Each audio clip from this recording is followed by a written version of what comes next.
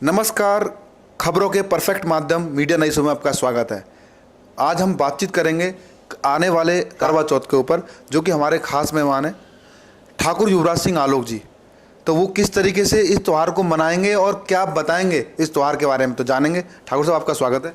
जी धन्यवाद। देखिए, कोई भी पर्व है हमारे सनातन धर्म में, उसका एक महत्व है और उसका कोई ना कोई लॉजिक होता है।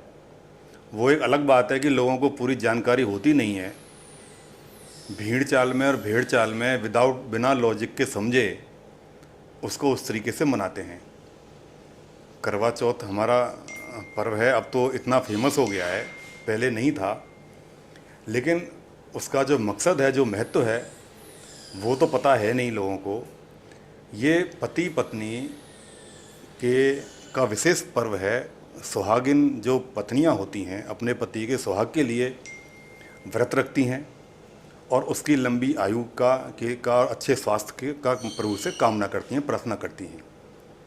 चाँद का विशेष महत्व होता ही है, लेकिन हो क्या गया है, मैं सभी के लिए नहीं कहता, इसे कोई अदरवाइज ना ले, अन्यथा ना ले।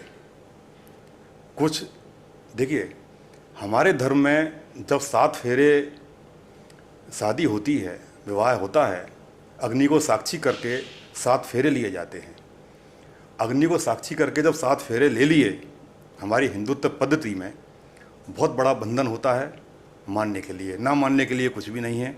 उसको आजीवन पति पत्नी दोनों को निभाना चाहिए। खाली ये नहीं है आप अपने पति को कबूतर बना के रखें और उस दिन चाँद के प्रतीक में या जाल उसमें छलनी में देखकर उसकी पूजा कर लें, या एक तमाशा बना दें, दीपक जला दें, आपके घर में अपशब्द हों, पति पत्नी में उचित मान सम्मान ना हो, एक दूसरे के प्रति लांछन लगें, चरित्रहीनता हो। सौंदर्य सिर्फ चेहरे का नहीं होता, सौंदर्य की परिभाषा बहुत बड़ी है। ये 4 चीज़ों को मिलाकर सौंदर्य बनता है। कम से कम 4-5 चीज़ें इसमें आती हैं, जिसमें विशेष रूप से करैक्टर, चरित्र, चेहरे का सौंदर्य बाद में आता है। चेहरे का सौंदर्य जीवन में हमेशा नहीं रहता, एक समय पे है, एक समय पे नहीं है। लेकिन पति पत्नी जब विवाह हुआ तभी पति पत्नी हैं, और जब अंत हुआ, जब बुजुर्ग हो गए, तब भी पति पत्नी हैं। दोनों को मेरा आग्रह यही है, सभी अपने साथियों से अपने कर्तव्यों का निर्वहन करना चाहिए। पत्नी को पति का और पति को पत्नी का साथ कभी नहीं छोड़ना चाहिए, और पूरी ईमानदारी के साथ दोनों को एक दूसरे का साथ निभाना चाहिए। तभी इस पर्व की सार्थकता है।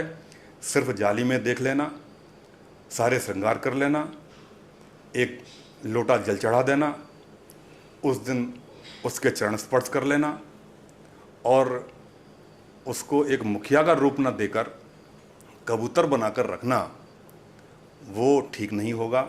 मैं सभी के लिए नहीं कह रहा, फिर कहता हूँ अन्यथा ना लें, लेकिन मेरा निवेदन सिर्फ यही है, पति पत्नी में जिस तरीके का स्तर होना चाहिए, जैसे भगवान राम, माता सीता थीं, और ऐसे असंख्य उदाहरण गिना दूंगा जिस तरीके से अब मोदी जी के लिए भी लोग यही एक नेगेटिव चीज़ कह देते हैं कि उन्होंने, और मेरा मानना भी ये है, अगर मुझे बोले कोई मोदी जी के अंदर आप 2 कमी निकालिए, तो 2 कमी मैं ये निकालूंगा। एक तो जिस मंत्री में क्यों, व्यक्तिगत नरेंद्र मोदी जी में, बताइए।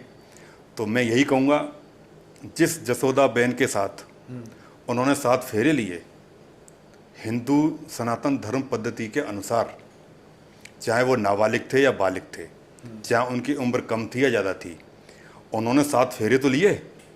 उसके बाद में उनकी क्या जवाबदेही है जसोदा बहन के लिए? वो उन्होंने क्या किया एक पति के रूप में अपनी पत्नी के लिए? सिर्फ जब इलेक्शन होता है, जब वो खड़े होते हैं, तब उस फार्म पे पत्नी का नाम लिख दिया जाता है, मैं उनका पति हूँ, वो मेरी पत्नी है, बस दैट्स ऑल, इतना किया है।